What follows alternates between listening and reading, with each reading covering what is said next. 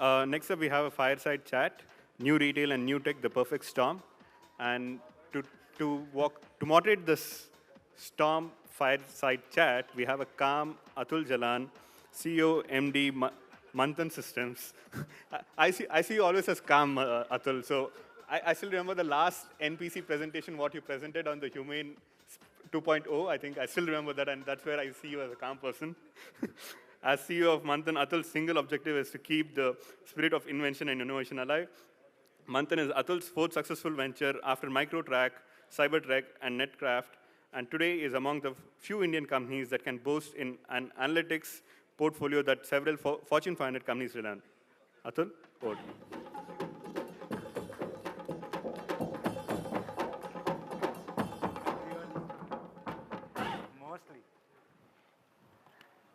Why people are so serious in tech conferences? Huh? Cheer up. We have Hari. Hi, Hari. Why don't you come in?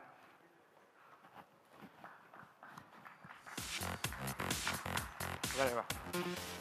You know, when he described you as calm, and I guess he said calm and something else, I saw Atul Batra, who's my good friend, laughing very nervously. And I know he works for you at Manthan, so I don't know exactly what to take out of that, but we'll see how the panel goes, how the chat goes. Just to set this off, in my opinion, there are two industries which has been impacted most, if you will, by the forces of technologies, retail and media. Media, 70–80% of all advertising revenues goes to Facebook or Google, right? And they don't spend a penny in any content creation. And they have driven out traditionally successful media companies out of business. In retail, the personalization of consumers, has empowered consumers in an unprecedented ways. This new consumer, I would like to call multi-channel flirt, demands more convenience, customization, collaboration, and choices, correct? Retailers are also adopting the same forces of technologies to co-opt with this consumer. For this consumer, is almost like sleeping with the enemy, right? You said flirting, you said sleeping with the enemy.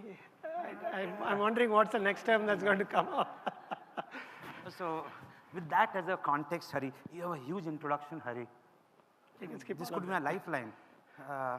Anyway, so Hari is a friend and known technologist, and he has got a ringside view in sense of how consumerism and technologies are shaping each other. Allow me to read a bit of Hari's background. As country head and vice president, Hari oversees all the key functional areas at Walmart Labs, Bangalore. Well done, Hari. From global e-commerce to store information technologies. Hari's previous experience with Yahoo and Flipkart is a testimony to his ability to lead large technology organizations. He shaped the strategy. What have you not done? He shaped the strategy of supply chain during his tenure with Flipkart and built the technology stack for e-cart. That's right. He has also received many patents, including ones for method and apparatus for configuring a camera through external means. I can do that. Yeah. It all's up to how you write it. Intelligent camera flash system and system method and apparatus for portable digital identity. Yeah. Thanks, Hari. So one round of applause for Hari. Thank you. So Hari, with all this AI, IoT, augmented reality, virtual reality, 3D printing, what are the things that you're most excited about? So I'm, at the risk of being provocative at this conference, I'm going to start by saying that the way at least we think of it, all of what you just described, AI, IoT, ML, is just an alphabet soup of technology, right? At the end of the day, we are a retailer. We are very customer first in our thinking. And for us, in many ways, we pride ourselves on being a people-led but tech-enabled company.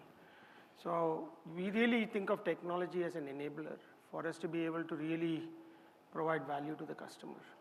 And so in that, from keeping that in mind and in perspective, if you look at it, our mission has always been to save customers money or people money so that they can live better. And that's a philosophy that's been ingrained in us by our founder. And more, the focus has shifted to not just saving money, but also saving time. And so the one word that really encapsulates what we want to do with the customer today is convenience. It's all about convenience, right? There was a New York Times article a few months ago that I read called The Tyranny of Convenience. And that's that convenience is such a powerful concept that the more convenience that's provided to you, the more you're willing to give that company the business, to the point where you're, practically speaking, becoming a slave to convenience. And so we have focused a lot on enabling convenience through technology. So as an example, I'll give you a very personal example that happened to me just a few months ago. So I travel to the US a lot.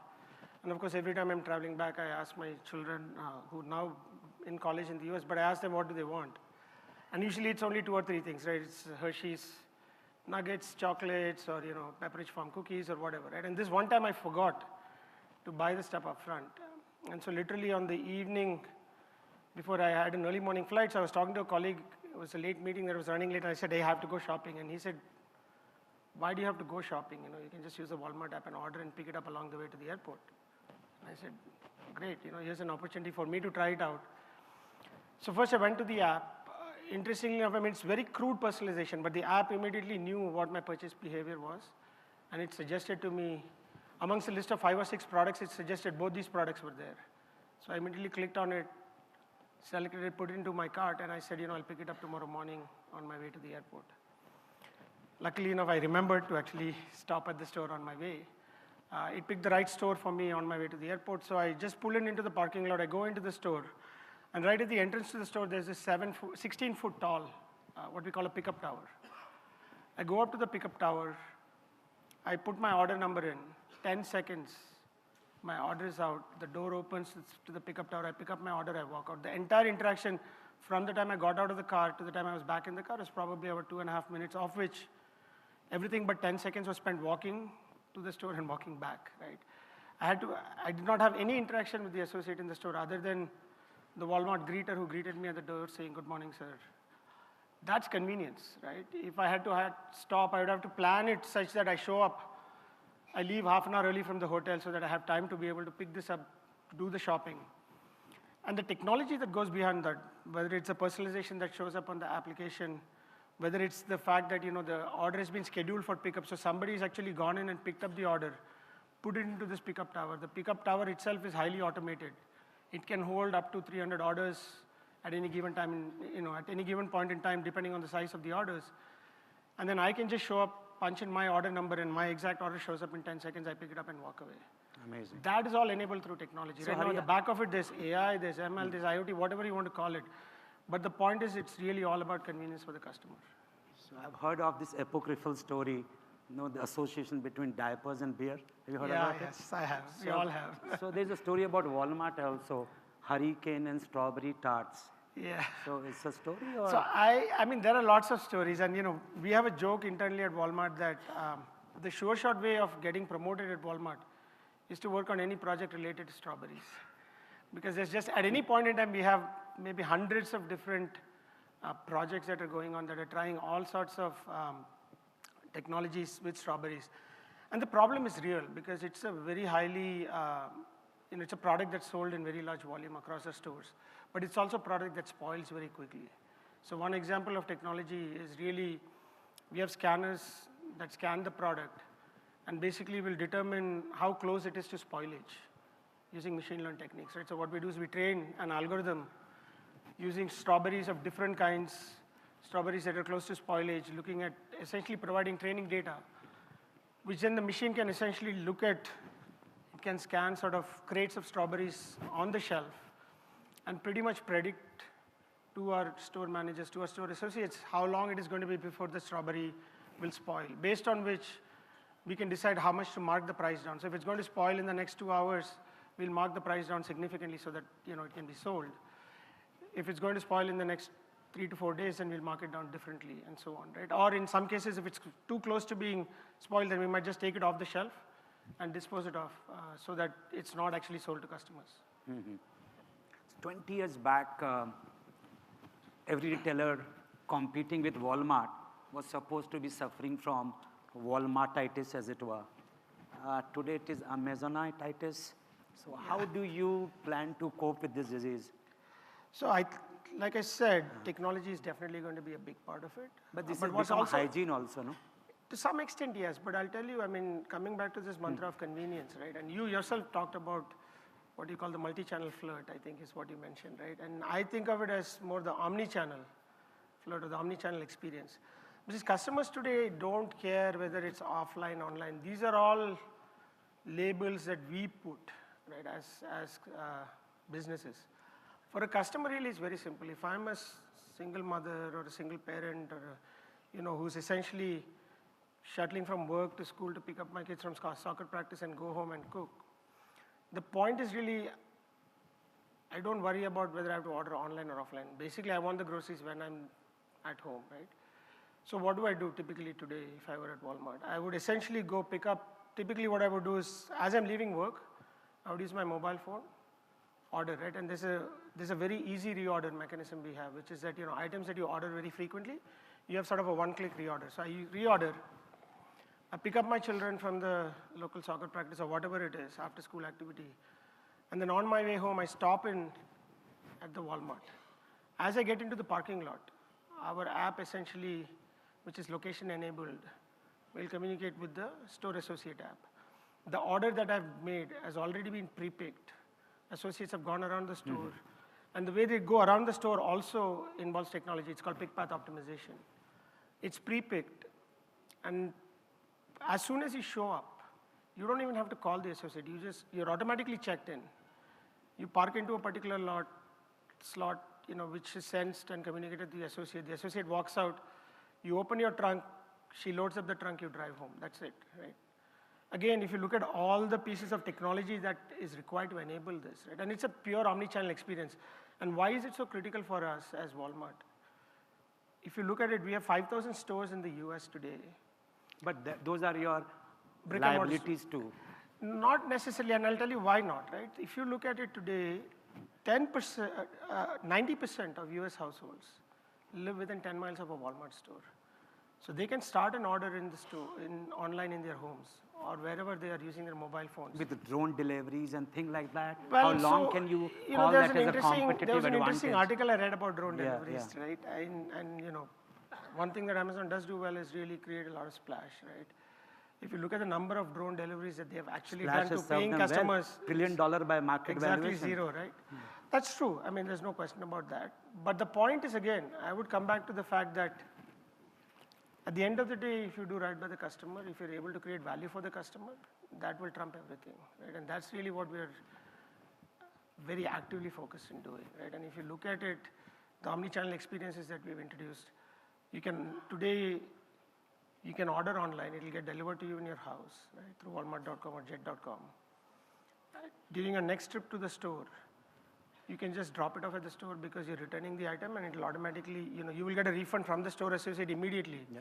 And we'll take care of shipping it back to wherever it came from, right? These are all things that, even an Amazon cannot do because they don't have the kind of footprint and the kind of presence that we have in local communities across the country and across the world. Awesome. So you have been a technology visionary, Hari. My belief is that so far in version 1.0, if you will, as a consumer, I deal with your technology, right? I go to walmart.com, amazon.com, and so on. I think very soon, my technology will talk to your technology. I would have an iBot or a MeBot, which would collect data from my fridge, from washing machine, from all the Fitbits and IoTs that would be within me and without me, okay? And would know what to order, from where to order, who's giving me the best deal, who would get me things in time that I need it. You won't have data. I will use those same data sciences that is making you and companies like Amazon what they are becoming. I would harness those data for my own benefit. Do you worry about that future? No, I think, for me, it's really a partnership with the customer at the end of the day, right? I mean, we are not here to steal something from the customer or inconvenience the customer. You're stealing all my data. No, we are not, right? Essentially, I mean, when you say your data, do you mean you as a consumer? Yeah, I mean, all predictive. So I'll tell you one thing, we're not in the business of selling data about our customers. No, right? but we you store are, customer. you are weaponizing it, right? No, I don't think so. I beg to differ on that, right? I think what we do is we use the data in a way that is very convenient to you, that allows you to have more delightful, better experiences. As an example, in this case, right?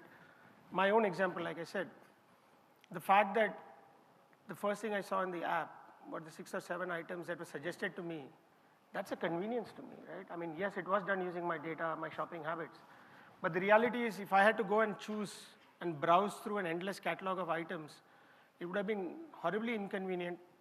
It would not help me in any way.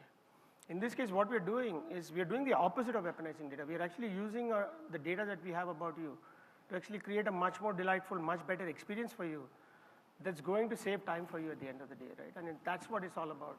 And coming back to your example of devices, right? Even as businesses, I mean, we have about 2.5 million associates worldwide, right? And we have a footprint of about 11,000 stores. Recently, our CEO visited our facilities in Bangalore, right? And we were actually able to show him a demo of a project that we're running, right? That we had just started off. So we have data from these IoT devices being streamed in through a gateway with analytics run on it. And we were able to show him data live on what was the temperature in a particular freezer in a store in Lockport, New York. Wow. He looked at the display and 4 times he asked us, this data is live from Lockport right now. So if I were to call up the store manager in Lockport and ask him to go and check the temperature in the freezer, this is what it would say. True. And the answer is absolutely yes, right? So it also helps us to run our businesses a lot more efficiently, a lot more productively, so that we can then pass those efficiencies to our customers. So we have 2 terms at Walmart that we take very, very seriously, right? Everyday low cost and everyday low price. Everyday low cost to us is, at our scale, the biggest value we bring in is the ability to drive prices down. Are you able to keep kind of unanimity between your prices online and in your stores? So that's a great question, and it depends, and I'll tell you what I mean. I don't mean to be sort of shying away from it. So we have multiple policies on pricing, right? One is what we call national pricing. So there are certain categories of goods which will be priced nationally. There are other categories which are very local, right? And so for local goods, we will go with local pricing. Sometimes it's competitive pricing. Sometimes it's pricing that is geared to move complementary items. So we have a whole range of pricing policies. And the interesting aspect, coming back to the technology question that you asked me, right? On any given day, if you take it across our stores, we run millions of price changes, right? So when you see this famous advertisement of, prices are rolling back and you see the smiley, you can't do that manually. I cannot have an associate go in and decide on an item by item, store by store basis what he needs to price an item at, right? So what we do is we do it essentially completely automatically through across the chain, labeling and through essentially doing a lot of data analytics on the data that's coming to us from the stores, on sale patterns, on everything from time of year, seasonality, what's the availability of substitutes. So there's a lot of factors that go into pricing. And the pricing policy itself is at times quite complex. But the underlying philosophy is this other term that's related to EDLC, which is called EDLP, everyday low price, which means that any savings that we are able to extract or create in our entire process, we are committed to passing it to the customer. Would we as consumer in India also with your Flipkart acquisition can be assured of everyday low price for everything we want? So the acquisition itself is just closed, right? So from when? We are still letting Flipkart be an independent company. I can tell you again from my time at Flipkart, as well as having personally shopped at Flipkart on the Big Billion Days, their prices are extremely competitive already. No hope? You'll have to ask Flipkart for that. But you I are can't answer Flipkart the now, question. aren't you? All I can say is my personal experience with Flipkart is that they're very competitive. Okay, tell me something. What's the reality of holographic imaging, and how would that shape the future of brick and mortar physical stores? Wow, holographic imaging. AR, VR? AR, VR, okay, definitely. So I'll give you 2 examples again, right? One which is actually already happening inside Walmart, another one which we're trying very hard to make happen, and I'm optimistic will happen in the next couple of months. The one that's already happening, like I mentioned to you, we have, in the US alone, over 1 million people working in our stores. And during the peak holiday season, in order to deal with the traffic, we hire even more people. And these are people who have to be trained, right? And so what we end up doing is we end up using augmented and virtual reality systems. So many of our stores have 360-degree cameras, and we have created content of how associates interact with customers in stores, how customers navigate our stores, and so on. But this is not used as a surrogate for holding inventory in stores yet? No. So there's two uses to it. One is we use it to train our associates so that they don't have to actually be physically present in the store to be trained. So by the time they go to the store, having gone through this training in 2 weeks, they really know how to navigate the store, how to interact with customers, because they've been trained using, the VR goggles. The second sort of more futuristic example, if you will, is we have just started to experiment in many stores in the US now with a system called Basinova robots. Our previous What panelists, robots? Basinova robots. Basinova. Oh, Basinova robots. So these robots essentially go through the aisles in the stores, right? And they're scanning the shelves. So it's very similar to what Sanjay was talking about with Gray Orange, right? Those are robots that are going into the warehouse, pulling items or shelves of items. We've just begun. I know. Put that up. It just feels like we've just begun, and he's Yeah, already yeah. flashing the 12-second sign. But anyway, these robots are scanning the shelves. They're determining which shelves are are soon going to go out of inventory, which then triggers a signal to the back room. And it's either... Since we are on time, retail in general is the bigger employer of people, right? Walmart in particular, one of the biggest employer globally, with robotics, robots. What's your estimate? What percentage of people would be replaced by machines in next 5 years? That's a question that we get asked very often. I'm sure. In fact, right? And the reality is this, that the way we are thinking about it, many of our associates in the stores in particular today are engaged in mundane, repetitive, unproductive tasks. And when Things I say that machine can do. Exactly. And when I say unproductive, the primary thing that we're trying to do with associates in the store is they should be spending time with our customers. If I have an associate who's sitting there trying to figure out where his inventory is, working with his mobile device, what looking percentage, down, Hari? I'm sorry? What percentage in your estimate No, would so be replaced? really we don't anticipate to have any job losses. So what would you do? You'll have machine and people both? Well, like I said, today what is happening is a lot of our associates are engaged in unproductive tasks, repetitive tasks. They're not spending as much time with customers. But then you'll be useless, right? No, they will spend time with customers because All what of is them. happening is, today if you look at it, a biggest source of friction for customers is that they find that our associates are not engaging with them enough. You are being politically correct. No, Hari. it's not a question of being politically He correct. can be politically correct. Not at all, right? I mean, this is something that we genuinely believe, and we have seen it actually play out in action in our health and wellness space as an example, where what we have done is we have used automation very effectively, where our pharmacist is now able to consult with the customer who comes in, is able to advise that customer on what effect that medication will have with any other medication they may be taking, how they should be taking the medication. So these are all examples of how we are able to increase the interactions that our associates are having with customers. Sure. I personally believe all technologies are creative force and they will create more than destroy. Of course, that doesn't mean that in short term, there won't be transitional pains. But no, I think people will have to reskill in some cases, like you said, right? I mean, if you look at it, a lot of the RPA work, now you find that people are reskilling and doing different things. So that will also happen. But again, for us, the focus always is on how do we improve the customer experience? How do we make our associates work and deal better with our customers so that customers can have truly delightful experiences, whether they're shopping with us online or at the store or anywhere in between. Last question, there are so many startups out here, Hari. How can they work with you? Many different ways, right? Rob, so people as were an telling example, me that you don't even accept the LinkedIn invite. No, I was in a panel earlier where we were talking about startups, right? And I mean, LinkedIn invites too, no question about that. How can they work with you? Tell us three-step process. So we run a lot of, like the previous panel was talking about proof of concept works, right? I mean, they'll all get funding. You give them POC, they get funding. You absolutely. See? Right? Everybody wins. Completely agree with you. So we are looking to partner with them. We have a multitude of problems. Like you said yourself, retail is a wonderful area of opportunity for problems. Absolutely. So we're looking to partner with startups where they can co-develop solutions with us. They can help, we can help define problems for them. We are obviously looking to acquire any startups that are, open to that. We recently made an acquisition of a company called AppsFly, which was engaged in developing mobile experiences. My company is also in retail technology. Your company is up for acquisition. We can have a conversation, absolutely.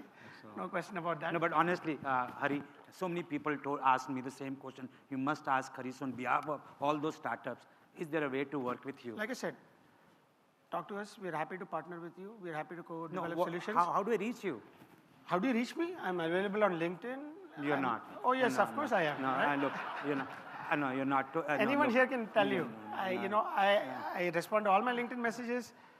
My phone number is open. Okay, what are 1 or 2, 3? Atul knows how to reach me. No, I don't know what he does. But 1 or 2, 3. Okay, Atul, that's your performance review right there. No. 1 or 2, 3 quick things that you're looking at that people in the audience have, there's a match out here. So mobility. So what in mobility? Can you be a bit more specific? So any kind of large-scale mobile consumer-driven applications, mobile experiences that can scale well to the right form factor on the device. You guys are making notes, right? Big data and analytics, of course. Right? Anything that essentially, in the area of robotics, for example, machine learning and AI, these are all, really, the reason why in some ways I'm struggling to answer your question is because retail, like I said, is such a fertile ground. We do everything, right? From sourcing to pricing, to personalization, to payment fulfillment. So almost any space you can think of, there's an opportunity This probably for you to Flipkart work with acquisition doesn't come with any offset clause? I don't understand what you mean by an offset clause. Is there an offset clause in any such thing? No? Rafael comes with offset clause. This doesn't? Okay. No idea. All right. I have no idea what you're talking No, about. offset clause is, there is, of the total revenue business that you do here, some percentage, usually I'm not expert on this, 30% I reckon, at least in defense purchases, okay? I'm not privy to any of the terms of the Flipkart deal, so I cannot answer that question, sorry. You'll have to ask that question of somebody at Flipkart. So, any audience question, please? Atul, if you're lucky, I think you got all the trade secrets and probably got people funding right away from Walmart. So I think 5 more minutes would have done that. Probably I'd have to cut you short. No. Really, Look, you're being impolite, but it's okay. Thank you very much. Hari. Thank you.